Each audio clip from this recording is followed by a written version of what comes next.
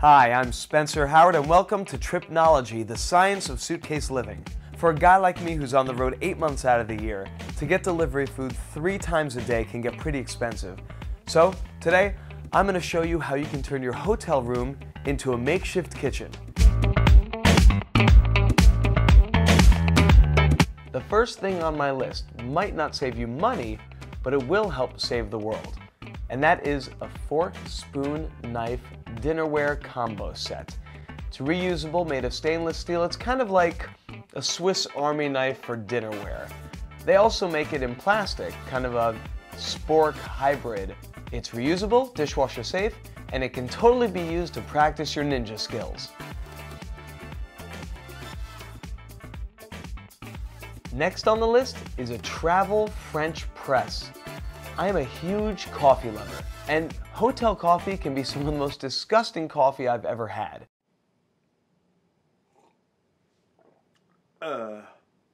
And don't feel bad about not using the hotel coffee maker. You can still use it to make the hot water to use for the French press. Or some hotels even have hot water makers, so you can call down the front desk, see if they have one of these. My 2 top brands are Bodum and Planetary Design, but Bodum is much more well-known and a lot easier to find.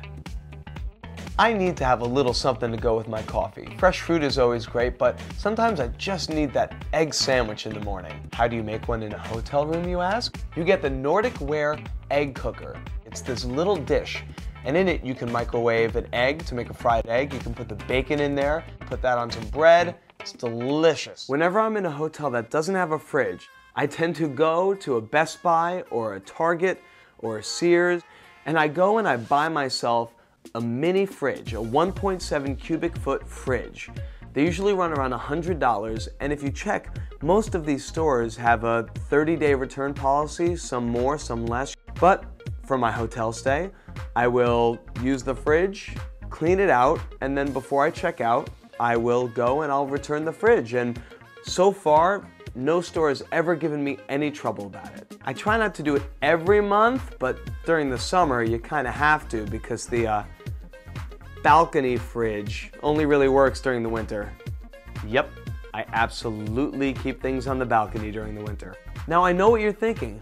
Spencer, if I have a fridge to keep milk in, then I need a bowl to eat some delicious Lucky Charms. Fear not, I am one step ahead of you. I have folding flatware.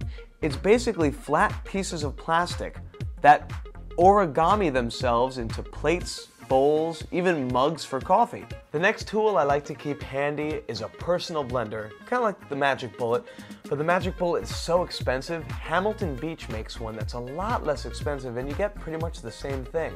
I personally love using mine to grind coffee for my French press. It's really versatile and it makes one hell of a margarita. I've had a few. Last but not least, they really make some tiny, well-made, lightweight countertop grills now. We're probably most familiar with the very inexpensive George Foreman grill.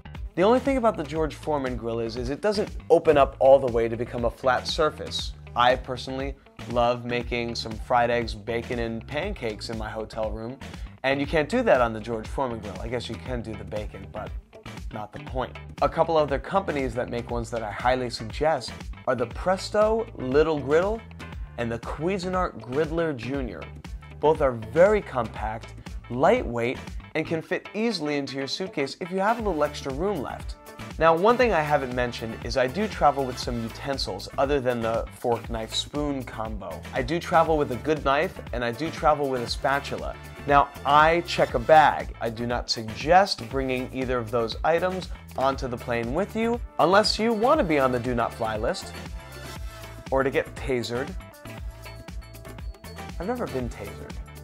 I said that like I was very upset about it, but I'm not really upset about that. I'm pretty happy I've never been tasered. Well, that's it for me today. Thanks for watching TripKnowledgy, the science of suitcase living. Don't forget, if you have any questions you'd like to ask about products or any traveling tips, you can email me at tripknowledgy@gmail.com. You can also find me on Facebook and Twitter. I'm Spencer Howard. Comfy traveling.